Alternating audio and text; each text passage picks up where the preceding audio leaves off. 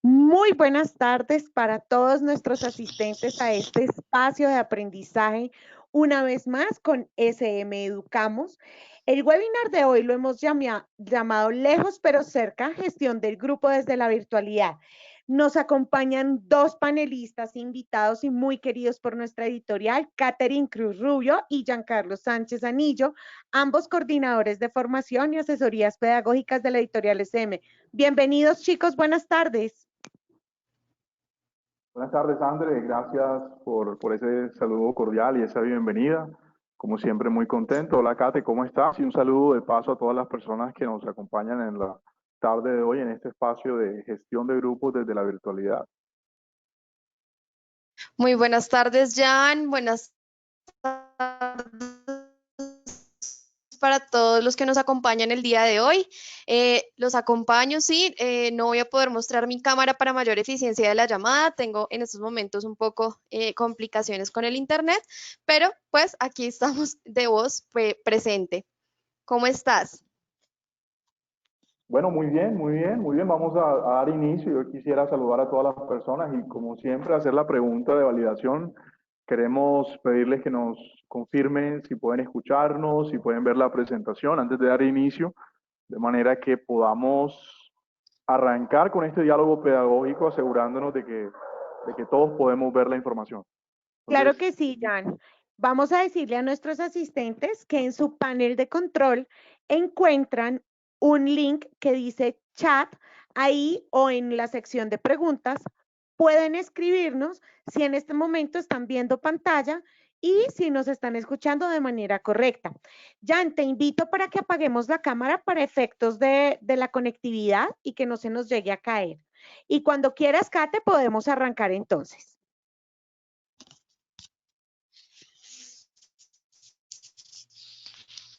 Jan, tienes el micrófono apagado por si quieres hablar. bueno, parece que Kate está teniendo dificultades técnicas. Sí, vamos entonces a dar inicio a la conversación del día de hoy. Lejos pero cerca, gestión del grupo desde la virtualidad. Entonces vamos a tener una conversación muy interesante acerca de este tema, sobre todo porque estamos hablando de virtualidad. Hemos tenido un año que ha estado de alguna manera lleno de sorpresas y parte de lo que estamos viviendo al día de hoy pese al levantamiento de las restricciones, es que todavía estamos haciendo educación desde casa. ¿Qué esperamos el día de hoy? ¿Qué vamos a aprender el día de hoy? ¿Qué vamos a conversar el día de hoy? Lo primero es recordar algunas consideraciones acerca de la educación remota de emergencia. La educación remota de emergencia es lo que estamos haciendo en este momento y lo que vamos a hacer es desempolvar un poco de lo que estamos haciendo en este momento, valga la redundancia, para poder continuar con estos procesos de comprensión a partir de la realidad en la que estamos inmersos. Y lo segundo es reconocer algunos tips, algunos consejos dinámicos para gestionar nuestro grupo desde la virtualidad a partir de algunas dimensiones del ser humano. Estamos hablando de las dimensiones del desarrollo humano, de esas que se ha hablado mucho en la educación en nuestro país y que consideramos que no solamente son aplicables a la educación preescolar, sino que caben o son aplicables a todos los niveles de educación. Así que ahí está para que recordemos qué es lo que vamos a hacer en esta hora y de qué vamos a estar conversando el día de hoy. Listo, entonces, para darle paso al cumplimiento de nuestra primera meta o nuestro primer objetivo, vamos a revisar entonces algunas consideraciones previas sobre la educación durante la emergencia. Esto que hemos venido haciendo en este tiempo que es tan, pero tan diferente de lo que hacíamos nosotros cuando teníamos la oportunidad de educar desde la escuela. Entonces vamos a revisar cuáles son esos temas que hay que considerar y que hay que tener en cuenta para poder entender cómo gestionar los grupos desde la virtualidad. Lo primero que debemos recordar es que la educación remota no es desarrollo de guías sin asesorías. Es una de las cosas que, digamos, erróneamente se empezaron a trabajar cuando arrancó el tema de la emergencia derivada del COVID-19 y el distanciamiento social. Comenzamos a enviar guías de aprendizaje y ya con eso pensábamos que, digamos, los estudiantes al desarrollar la guía ya estaban haciendo educación remota y realmente no es educación remota únicamente enviar al estudiante una guía, si no cuenta con la asesoría, con la guía, obviamente, de un docente experto para poder realizar ese paso a paso de la mejor manera o de la manera adecuada.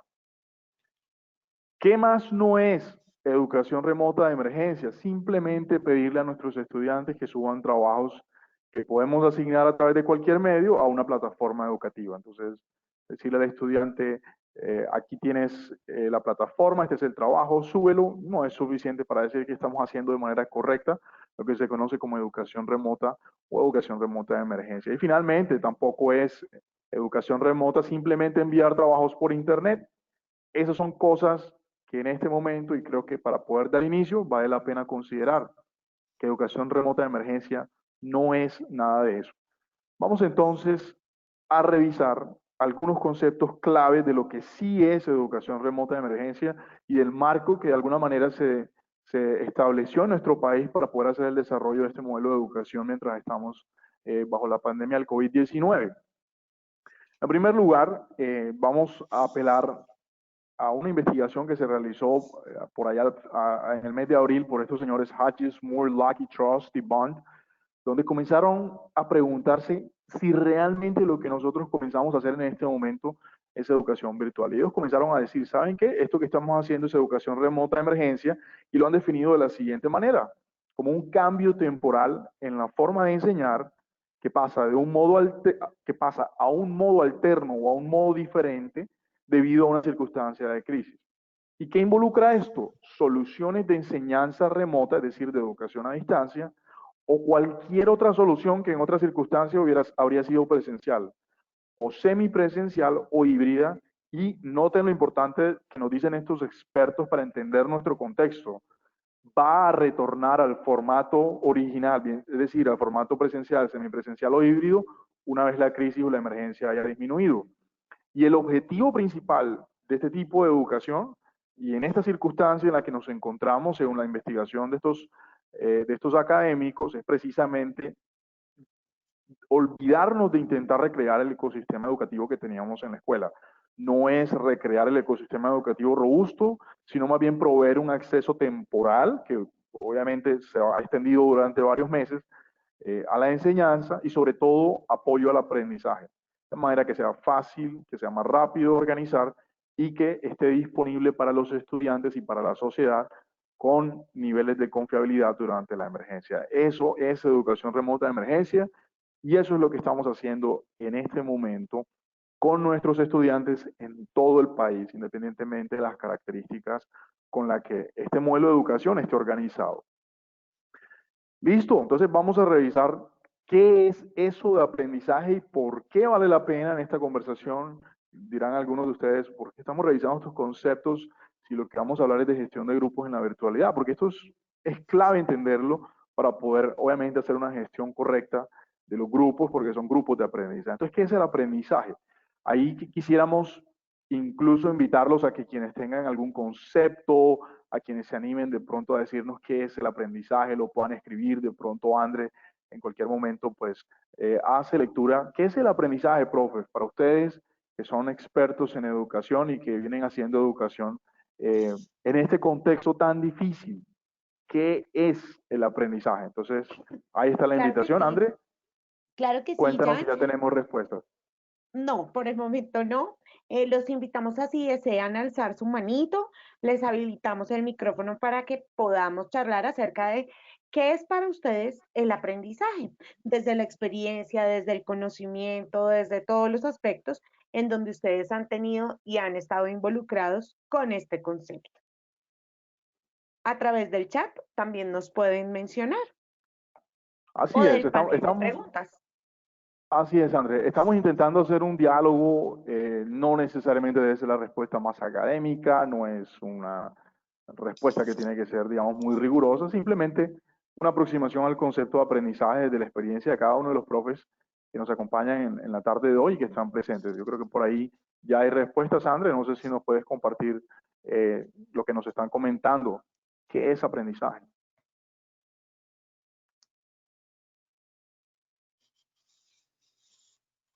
La profe María Fernanda Maldonado nos dice, es el Ay, proceso de estaba interacción entre hablando. personas.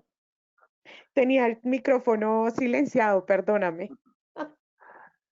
La profe María Fernanda nos da una definición muy interesante, nos dice, es la interacción entre personas. Y yo creo que básicamente la palabra clave, profe, y gracias por esa respuesta, es interacción. Interacción. Y creo que muchos de nosotros aprendimos también de los tantos conceptos de aprendizaje, eso de que el aprendizaje es la interacción con el entorno, con el medio, con las personas, con todo lo que nos rodea, que en la medida en que haya esa interacción se genera eso que nos dice la profe María Fernanda más adelante en el chat, que es el intercambio de experiencias. Muy interesante ese concepto, profe. Muchas gracias por tu aproximación a aprendizaje. Creemos que es muy acertada.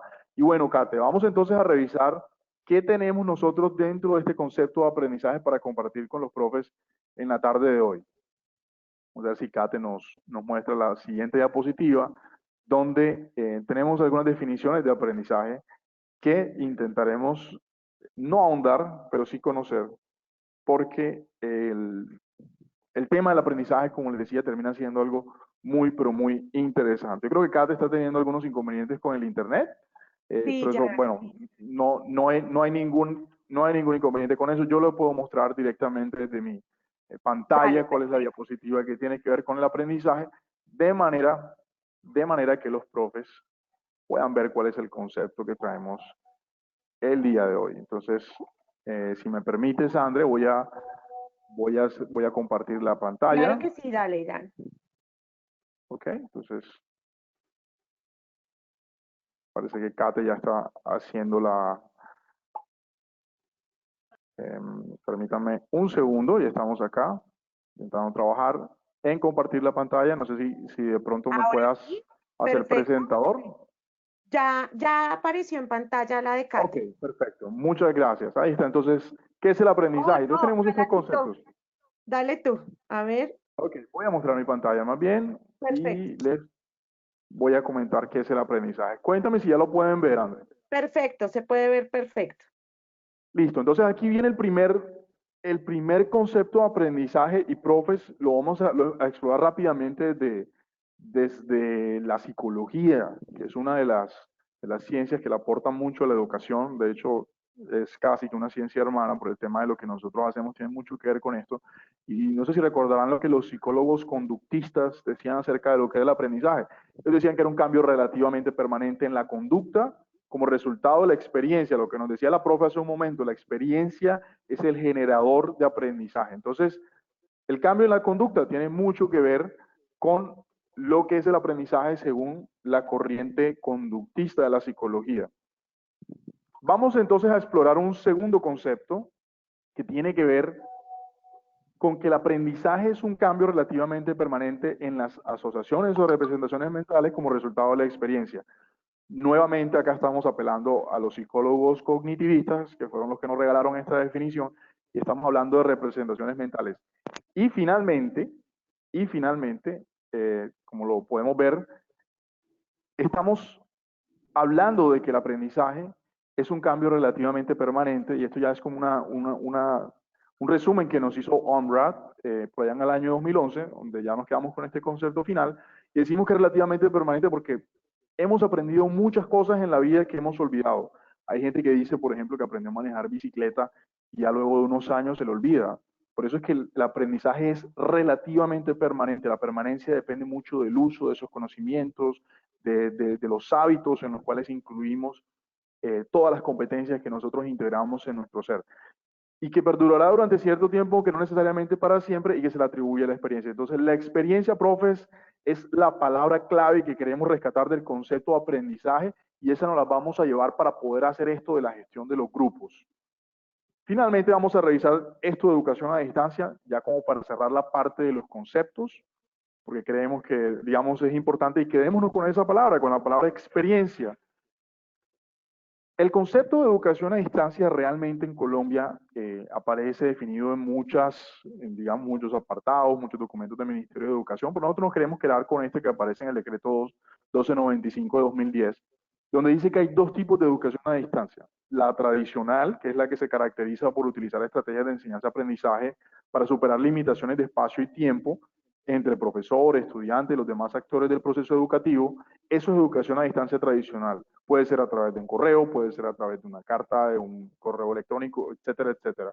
pero la educación virtual es la que, además de eso, exige el uso del ciberespacio como el entorno principal y que permite que haya encuentros sincrónicos o asincrónicos con el fin de establecer ese diálogo o experiencia de aprendizaje. Noten de dónde viene esa palabra experiencia y por qué esa palabra experiencia es tan importante. Termina apareciendo también acá en el decreto 1295 de 2010. Entonces la experiencia viene siendo algo muy importante y es en lo que debemos enfocarnos para poder hacer la gestión ahora que revisemos esos tips que queremos compartir con ustedes en la tarde de hoy.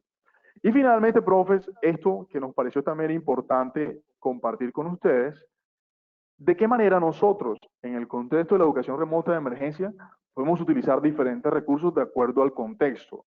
Ojo, de acuerdo al contexto para poder generar experiencia. El contexto depende mucho de lo que tenemos nosotros a nuestro alcance y de lo que también tienen a nuestro alcance nuestros estudiantes. Entonces, ¿qué pasa con estudiantes que no tienen acceso a los computadores o acceso al Internet? ¿Cómo se trabaja allí? Bien, allí se pueden utilizar guías de aprendizaje, se pueden utilizar unidades didácticas que se diseñan en la escuela, se pueden manejar talleres o materiales impresos desarrollados por los docentes.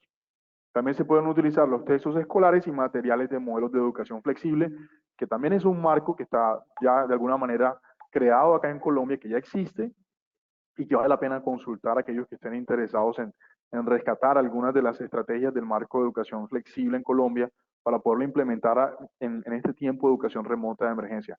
Ahora, ¿qué ocurre con los estudiantes que sí tienen acceso virtual o acceso a computadores? Bueno, ahí es donde utilizamos plataformas, ahí es donde utilizamos cualquier tipo de recurso virtual que esté disponible, pueden ser herramientas digitales, pueden ser programas, pueden ser, en fin, todo lo que tengamos a nuestra disposición, tanto en términos de hardware como software, para poder generar la experiencia, que es lo que queremos generar con nuestros estudiantes.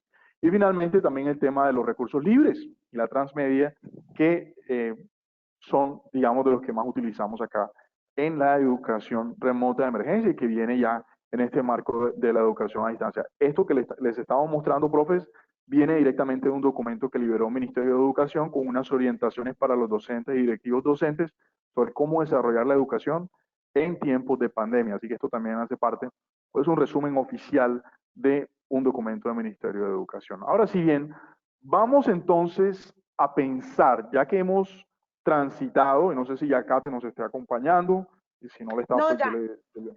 estamos acá los dos, porque Kate tuvo unos Perfecto. problemas de conectividad y llegaste a un punto muy importante, Jan, y es que para poder desarrollar todo esto y poder tener en cuenta los tips que vamos a mostrar, pues es necesario hablar de las dimensiones del ser humano, ¿no? ¿Y por qué hablamos de las dimensiones del ser humano? Si quieres, pasa a la siguiente diapositiva. ¿Qué hace que sean importantes las dimensiones del ser humano? Y es la educación integral para el ser humano implica el cuidado y la preparación del ser en su totalidad. Entonces, por ejemplo, Jan, ¿tú te acuerdas que cuando eras muy chiquitico, cuáles eran las actividades que te ponían, por ejemplo, que tú recuerdas que para poder manejar tu motricidad fina, tu motricidad gruesa, toda la parte comunicativa, tu equilibrio, ¿qué te ponían a hacer? Cuéntame. No, una cantidad de trabajo, Sandre, por lo menos nos ponían en el tema de poder separar en un pie, en el tema de la motricidad fina. Yo recuerdo mucho cuando hacíamos esas actividades en la libreta donde tenías que hacer como unos círculos que iban de manera continua, ¿De unos que eran como acuerdo? una especie de rayitas para poder medir también la distancia y el tema de la motricidad fina con el lápiz. Y una cantidad de ejercicios que definitivamente les quedan a uno muy bien en la memoria y como dices, tú hacen parte de este tema de las dimensiones del desarrollo humano. Así es, Jan. Y entonces ahí, por eso vemos algunos iconos que nos representan el desarrollo de esas dimensiones, porque no solamente vamos a desarrollarnos a nivel cognitivo, que si bien es una de las dimensiones, sino también desde nuestra parte artística, desde nuestra parte sensorial, emocional, bueno, en fin, pues vamos a ver cuáles son, Jan. Entonces, Así es. vamos a mostrarlas y es que tenemos la dimensión cognitiva, la comunicativa social, esa afectiva emocional, toda la parte corporal que refiere a esa motricidad gruesa y fina que mencionábamos, la artística y claramente la espiritual. Entonces vamos a ondear muy propiamente por cada una de ellas, muy rápidamente, porque la idea es que al final vamos a mostrarles con Jan un documento que les vamos a compartir a ustedes de cómo se puede hacer una evaluación a partir de las dimensiones. Entonces Así es, André. encontramos en... Y vale la pena hacer una mención, disculpa la Claro interrupción, que sí, no, no, dale. y es básicamente de que, digamos, los profes que están en preescolar van a decir, ah, yo reconozco estas dimensiones, pero puede que ocurra que los profes que están de pronto en otros grados, por ejemplo, los profes que estén en la secundaria o en la media, van a poder decir, bueno, ¿y de dónde sale esto? Esto básicamente se trabaja fuertemente en el área de preescolar, son las dimensiones que se trabajan en la educación, eh, por decirlo, en la educación inicial y que no solamente se quedan en esa etapa del aprendizaje o del desarrollo de los niños y las niñas, sino que también se pueden desarrollar hasta la adolescencia, se pueden desarrollar en la adultez, la podemos desarrollar nosotros los que somos profes sin importar la edad en la que nos encontremos en esta ruta o en este tránsito por la vida, porque siempre van a estar presentes con nosotros.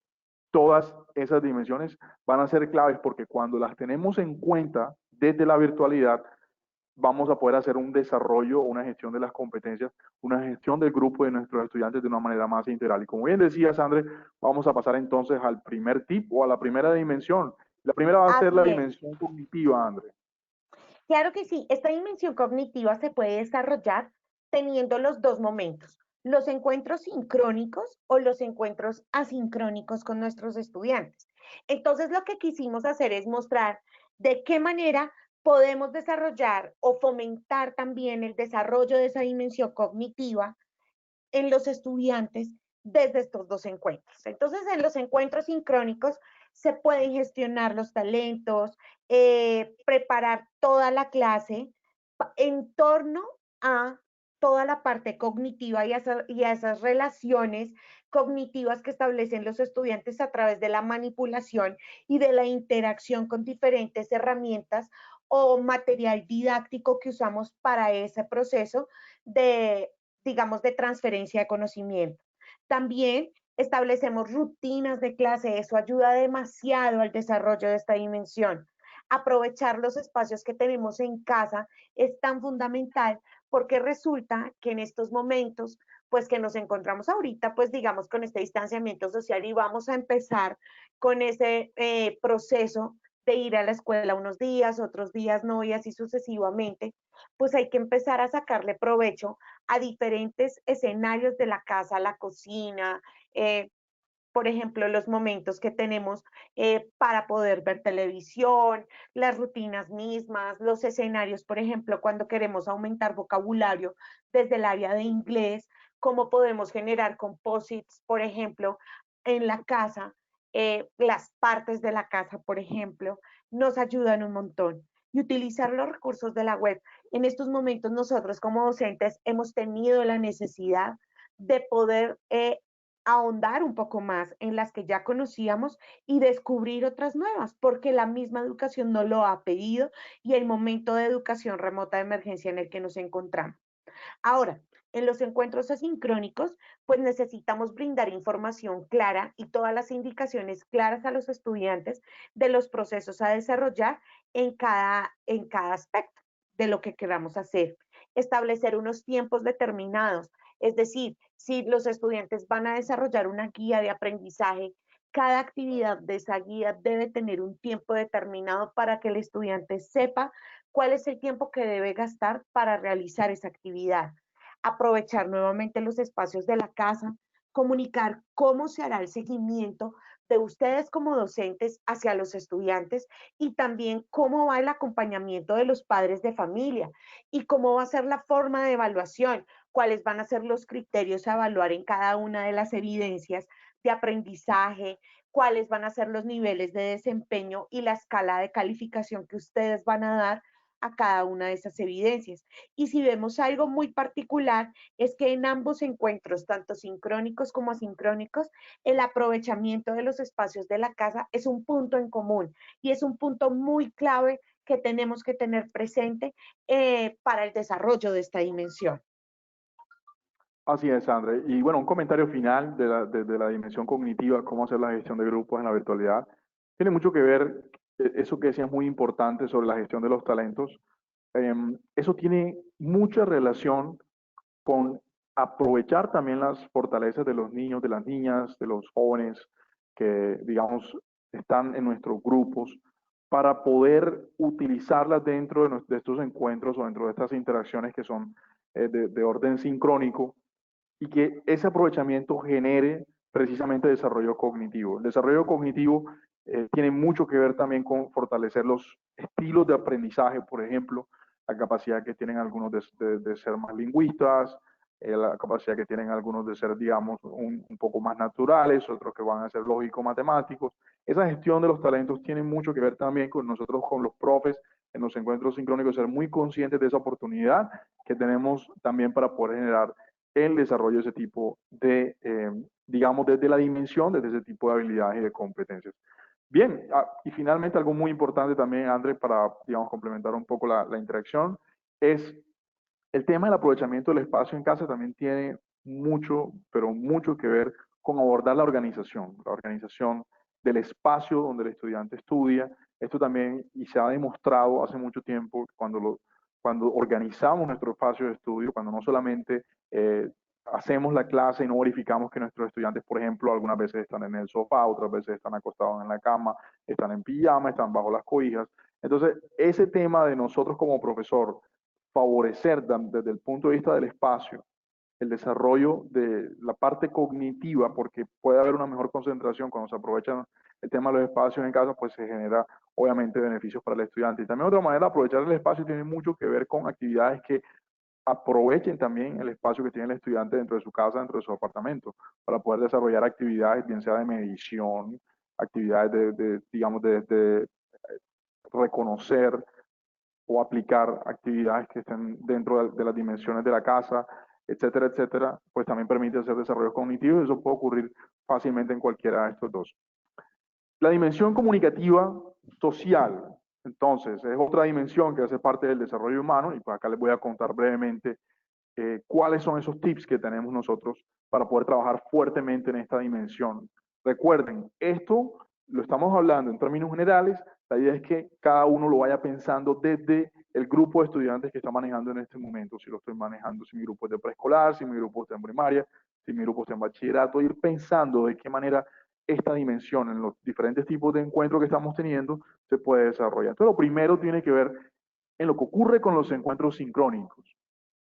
La gran sugerencia, utilizar un lenguaje cercano al estudiante. Obviamente, el tema de podernos ver cara a cara nos permite tener una comunicación mucho más fluida, una comunicación mucho más semejante a la que teníamos cuando estábamos en nuestro salón de clases y la cercanía que nosotros podemos demostrar a nuestros estudiantes a través del lenguaje puede tener muchos beneficios y digamos, aquí estamos hablando un poco del riesgo psicosocial que se ha generado y de alguna manera se ha documentado en estudiantes por estar haciendo educación encerrados en casa.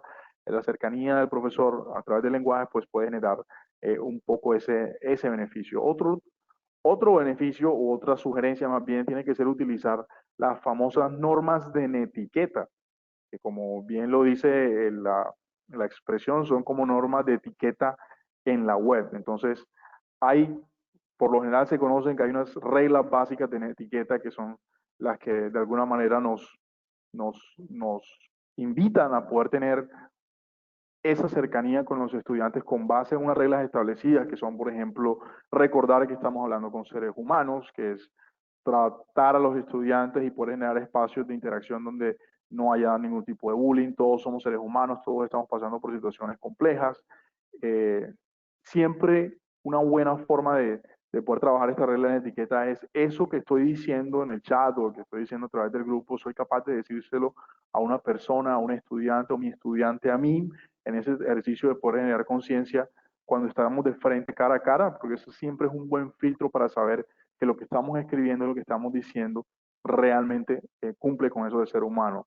Tener buenos estándares de comportamiento muy similares a lo de la vida real, saber dónde estamos en el ciberespacio, respetar el tiempo, el ancho de banda y muchas otras que le invitamos a que puedan de alguna manera revisar en lo de las normas de etiqueta. Podemos delimitar estrategias de participación de manera que los estudiantes conozcan de qué manera se puede participar y se puede ser mucho más comunicativo y mucho más social en estos encuentros. Podemos utilizar herramientas que encontramos en la página web, herramientas que pueden ser de orden digital y que nos van a permitir la comunicación. Hay muchas herramientas que desde acá, desde SM, hemos estado trabajando y que invitan a que nuestros estudiantes y nuestros profesores podamos tener esa cercanía, ese encuentro y esa dimensión social bien trabajada. Y finalmente, dinamizar la evaluación formativa. Recuerden que la evaluación formativa es aquella que ocurre durante todo el proceso de aprendizaje y que de alguna manera se dinamiza mejor cuando se hace de forma más comunicada con nuestros estudiantes. André, cuéntanos qué ocurre con los encuentros asincrónicos en esta dimensión. Que sí, Jan. Los encuentros asincrónicos en esta dimensión comunicativa social, pues necesitamos un lenguaje cercano. Entonces, por esa razón, cuando nosotros tenemos, por ejemplo, reuniones con ellos desde Teams o desde la plataforma que estemos usando, es importante activar las cámaras, es importante preguntar cómo estamos, cómo amanecieron, qué tal, dar unos 2 o 3 minutos a ese espacio de un lenguaje cercano, que no sea, digamos, que a pesar de que estamos en un distanciamiento social, sintamos que no estamos todos juntos, que no estamos ahí con ellos. Es importante que ellos sientan también, al igual que ustedes, que estamos construyendo algo juntos, no solamente que es la clase por dar la clase.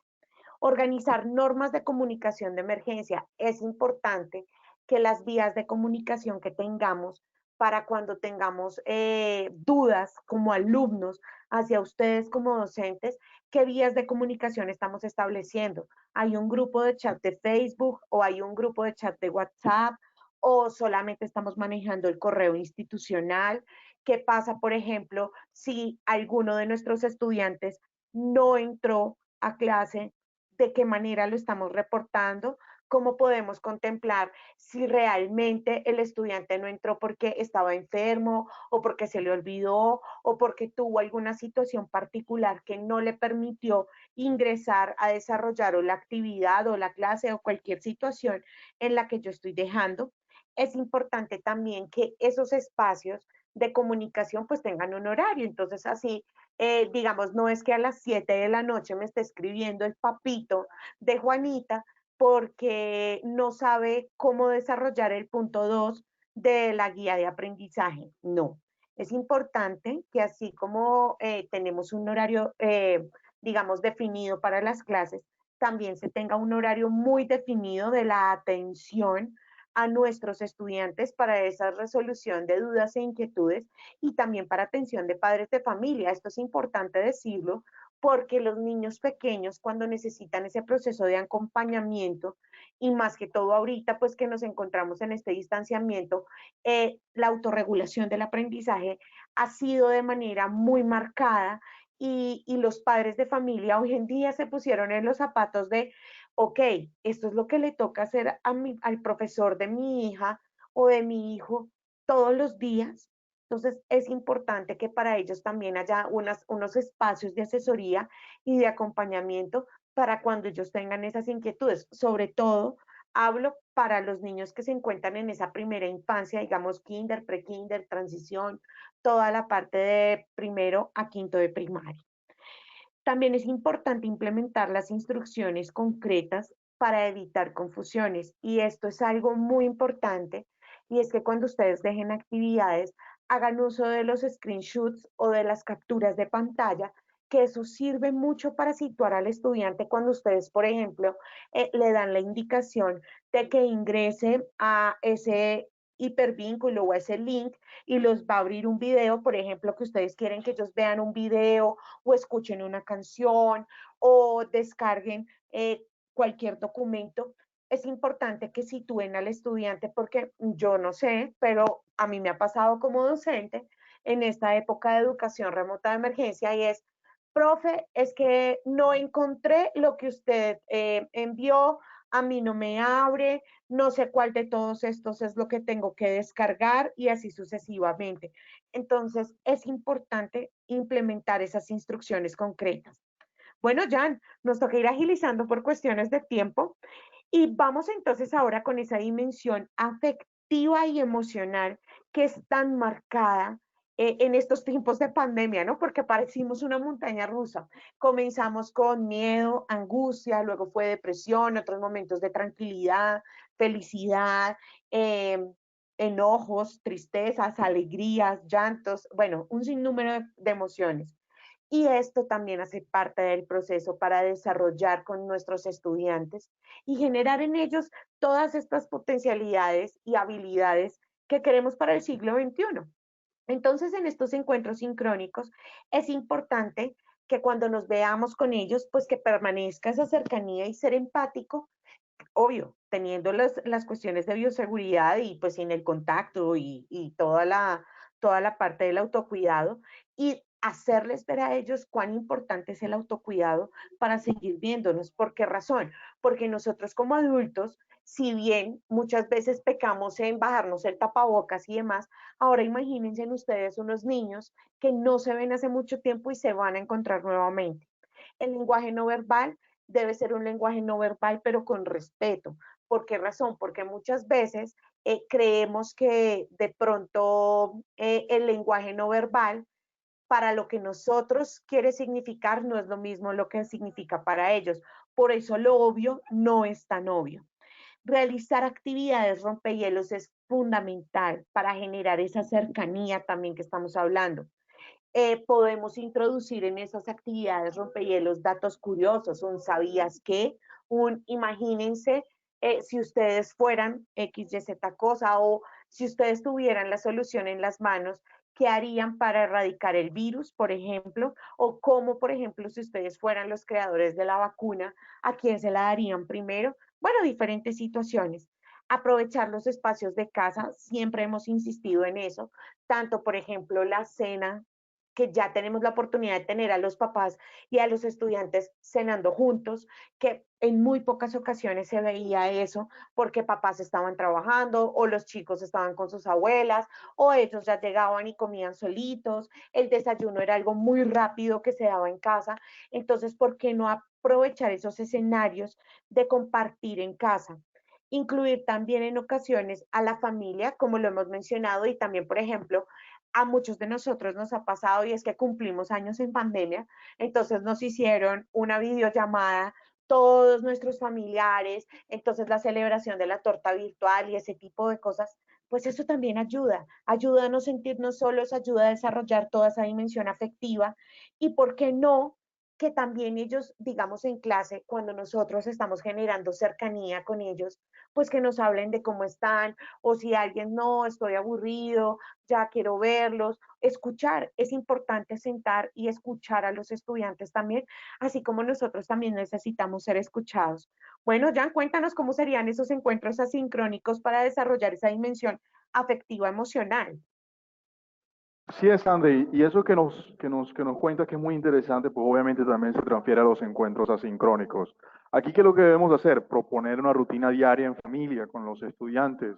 ¿Por qué? Porque los estudiantes, bueno, cuando han estado encerrados por mucho tiempo, no alcanzan a dimensionar ese tema afectivo desde la parte familiar. Ha ocurrido mucho que hay estudiantes que están encerrados en sus cuartos, los hermanos encerrados en el cuarto, los papás pues obviamente ocupados con el tema del trabajo y se ha roto un poco de pronto ese enlace o esa conexión que normalmente había de orden emocional por el tema de la ruptura de la rutina y entrar como a este tema de hacer educación desde la casa en un ambiente completamente diferente. Entonces, ese tipo de propuestas terminan siendo beneficiosas para el tema afectivo emocional para poder fortalecer esos lazos emocionales que hay en familia. Introduce actividades en familia, en lo posible. Esto obviamente no debe ser la constante. El Ministerio de Educación pues también advierte de los riesgos que hay de proponer de que en todas las actividades que proponemos para los estudiantes estén presentes, digamos, miembros de la familia los involucre por tema de respetar tiempos, de respetar espacios, pero en lo posible podemos proponer algunas actividades quizás una vez a la semana, donde la familia pueda participar también y que invite a que los estudiantes de alguna manera fortalezcan ese lazo emocional que tienen con ellos. Enviar misiones altruistas, misiones que tengan mucho que ver con rescatar valores, misiones que tengan mucho que ver, por ejemplo, con el tema de la empatía, de poder sentir empatía por la situación que otros están viviendo, de poder entender que hay personas que en esta situación pues no la están pasando tan bien y que eso pues de alguna manera requiere de que nosotros desarrollemos esa parte emocional de poder entender al otro y de poder ponernos en su lugar y poder hacer el bien dentro de aquello que esté en nuestro alcance. Es algo muy interesante y muy bonito desde esta dimensión que nosotros como profesores, independientemente del área, podemos promover en nuestros estudiantes. Otra sugerencia, otro tip es incluir actividades que permitan identificar sus emociones y expresarlas. Pueden ser actividades que incluyan, por ejemplo, revisar cómo se han sentido diariamente. De hecho, algo que nosotros hicimos durante todo el año, y sobre todo cuando inició la emergencia derivada del COVID-19, fue proponer de que todas las jornadas, durante todos los días, se iniciaran con un proceso de conversación, de reflexión, de identificación de las emociones, donde los estudiantes pudieran decir cómo se están sintiendo no desde el punto de vista, no únicamente desde el punto de vista físico para poder identificar síntomas, sino también desde el punto de vista emocional. Hay estudiantes que pueden estarse sintiendo solos, hay estudiantes que pueden estar sintiendo apartados, hay estudiantes que pueden estar sintiendo perdidos, no lo expresan, no lo manifiestan. Yo creo que parte del trabajo que nosotros en clase podemos hacer y que no nos va a tomar mucho tiempo porque es algo que se puede hacer en menos de 5 minutos y terminar pues teniendo un resultado supremamente importante para poder desarrollar la parte emocional, la parte afectiva de nuestros estudiantes. Y finalmente, contar con el tiempo, tener en cuenta el tiempo autónomo del estudiante. Cuando hacemos trabajos y proponemos trabajos en clase, a veces o inicialmente y en algún momento lo podemos escuchar de esa manera, pensamos que bueno, ahora que el estudiante va a estar en casa, entonces es también una oportunidad para que tenga más trabajo que hacer, más dedicación, que no esté desocupado, que no esté de pronto sentado en los videojuegos, que no esté, digamos, todo el tiempo en redes sociales. Entonces vamos a llenarlos de tareas de tal manera que el estudiante pues ocupe su tiempo en actividades, vamos a decirlo entre comillas, productivas.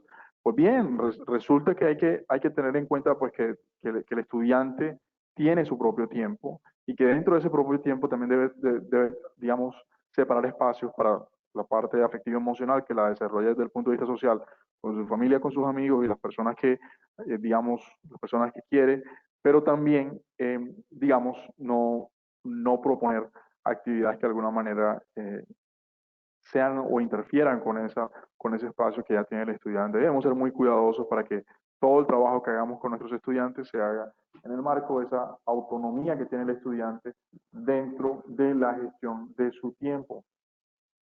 Otra dimensión, André, que también hace parte de lo que estamos explorando el día de hoy, es la que tiene que ver con la corporal. Nos habías comentado algo en un principio acerca de esto. Yo quiero decir algo muy interesante. Aquí en la dimensión corporal, y lo estamos notando ahora mismo en la presentación, se conjuga mucho el tema de lo que ocurre en encuentros sincrónicos y encuentros asincrónicos. Desde la parte de la dimensión corporal puede ser la creación del espacio de trabajo, el espacio de estudio. El espacio de trabajo puede ser aplicable para nosotros los docentes que debemos ser conscientes de que debemos estar en una buena posición, de que debemos, digamos, tener una buena postura, lo estamos mostrando de manera correcta, pero la creación del espacio de trabajo también tiene que ver mucho con el tránsito, con la manera como nos movemos nosotros en el espacio, para no sentirnos ni más confinados de lo que pudimos haber estado durante estos meses, pero tampoco un espacio que sea demasiado abierto que pueda generar algunos distractores. Eso en primer lugar.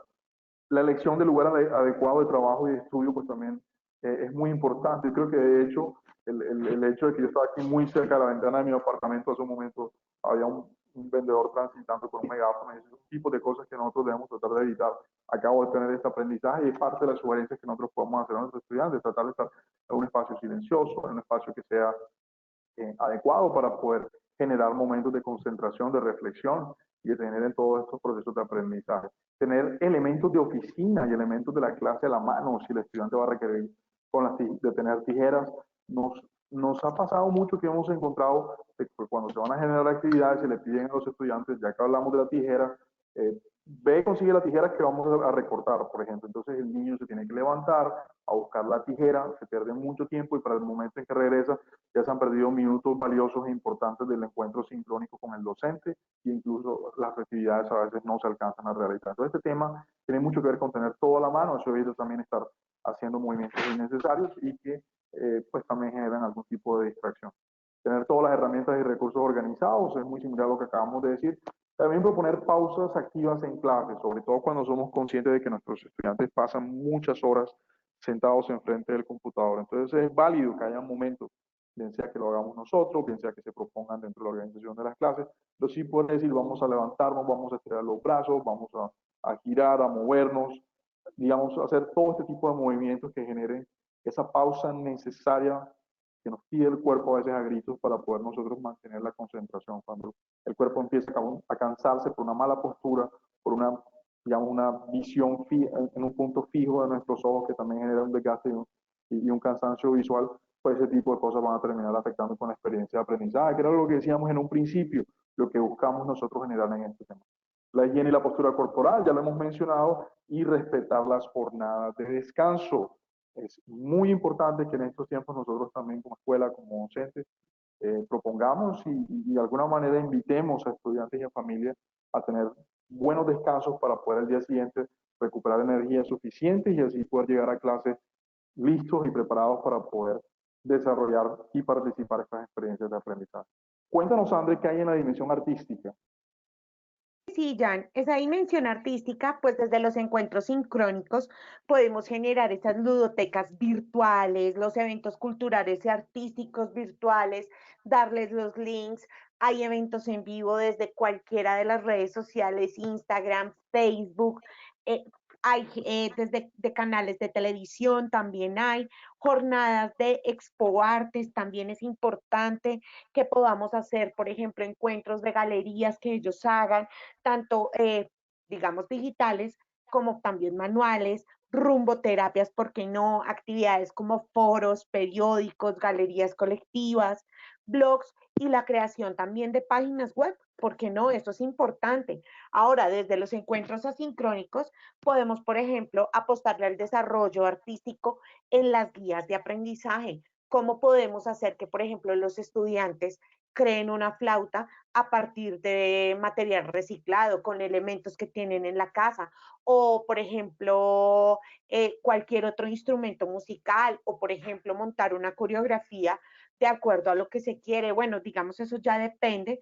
del docente de artística. Establecer actividades con materiales concretos, como los que estábamos mencionando anteriormente, y que también sean materiales de casa, y el uso de recursos digitales en las evidencias, por ejemplo, que los graben, las galerías, los audios. De hecho, hubo un boom hace tiempo y eran los TikTok cuando estaban haciendo el de la pollera colorada y bueno, diferentes partes del mundo, gente saliendo haciendo la coreografía de la pollera colorada a través del TikTok. Entonces, por ejemplo, eso también lo podemos implementar. Bueno, Jani, para finalizar, entonces cuéntanos la dimensión espiritual. Sí, la dimensión espiritual, bueno, obviamente es una dimensión que tiene otras subdimensiones, pero acá lo que queremos nosotros es proponer la espiritualidad desde el punto de vista de la reflexión y de un encuentro interno de los estudiantes con, digamos, con sus pensamientos, digamos, con todas estas emociones, pero respetando obviamente este tema de pronto que puede sonar incluso místico, pero que es muy importante, y es la espiritualidad desde la posición particular del estudiante y del proyecto educativo que pueda tener la escuela. En los encuentros sincrónicos pueden haber rituales de transición de inicio y de finalización, pueden haber testimonios de los estudiantes, digamos, si estamos en una escuela que sea católica, que sea cristiana, puede ser un testimonio de cómo quizás, por ejemplo, ejercicios de oración han ayudado al estudiante de reflexión o de lectura de la Biblia o algún tipo de escritura o texto sagrado, le ha permitido pues tener ese tipo de desarrollo o ese tipo de fuerza para poder superar todo lo que ha sido, lo complicado que ha sido salir adelante con esta pandemia, ejercicios de pensamiento crítico para poder filtrar un poco las emociones, para poder filtrar las experiencias, ejercicios de reconocimiento y comprensión, de reconocer un poco lo que somos, de comprender un poco el porqué de las cosas, el por qué ocurren estas cosas, el por qué de pronto desde nuestra espiritualidad y quizás también que la palabra religión puede ser un poco diferente de espiritualidad, pero puede entrar en este momento cómo esto se explica a partir del conocimiento, de nuestro conocimiento espiritual y de pronto desde la fe que nosotros estamos profesando.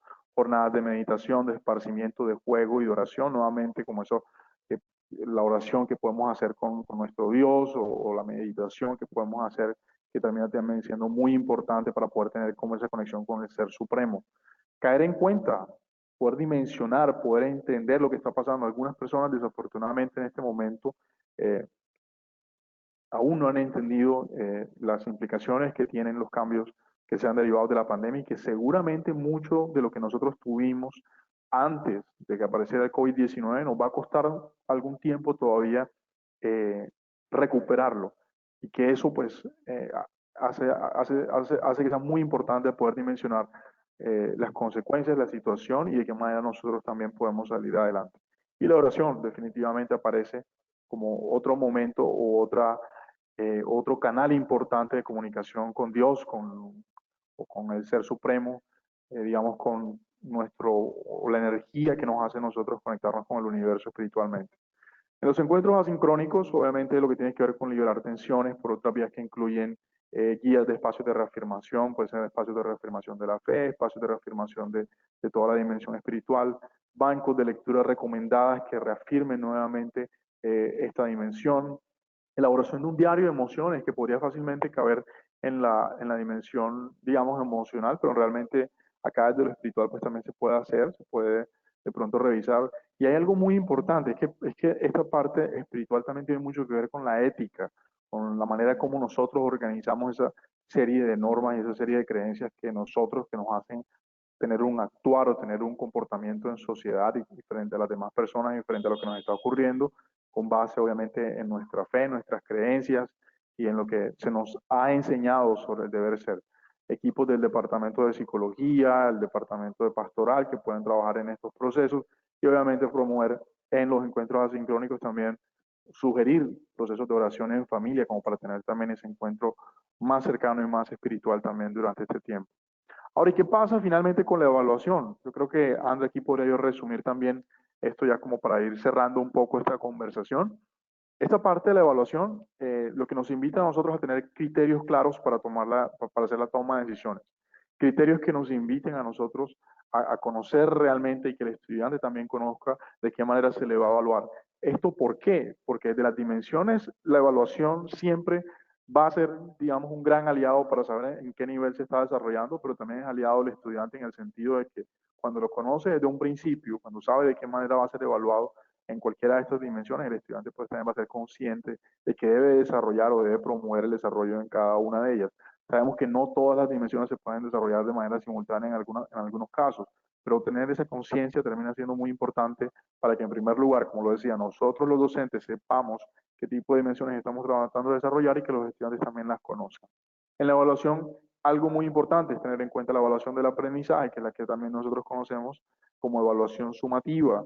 Es la evaluación que hace ver que el estudiante efectivamente cumplió o alcanzó la competencia. Durante algún tiempo se dijo que no era muy recomendable tener este tipo de evaluación, pero bueno, finalmente se validó de que si bien no debemos fijarnos en evaluar únicamente para decir si el estudiante aprueba o desaprueba un periodo, o aprueba o desaprueba una asignatura, ese tipo de evaluación va a terminar siendo relevante para nosotros poder también validar de que incluso durante este tiempo de distanciamiento social el estudiante alcanzó las competencias que se propusieron para este momento de educación a distancia.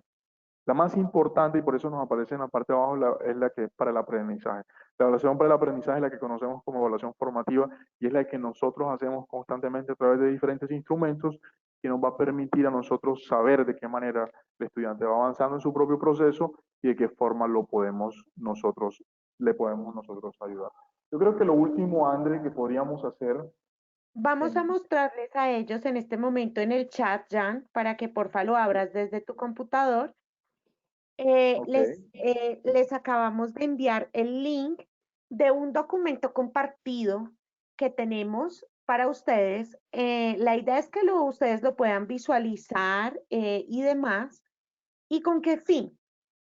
Vamos a tener la dimensión, la modalidad y cuáles sugerencias se acomodan de acuerdo a la modalidad, si es de manera sincrónica o asincrónica, y dependiendo también de la dimensión que vayamos a trabajar, si es la cognitiva o la comunicativa social, la efectiva emocional o la artística o la espiritual.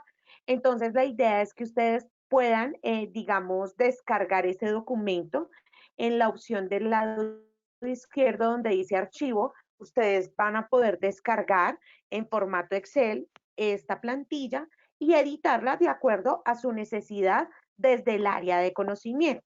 Van a tener también el espacio para generar las actividades, cuáles van a ser las evaluaciones y de qué manera ustedes van a generar esos desarrollos de evaluación.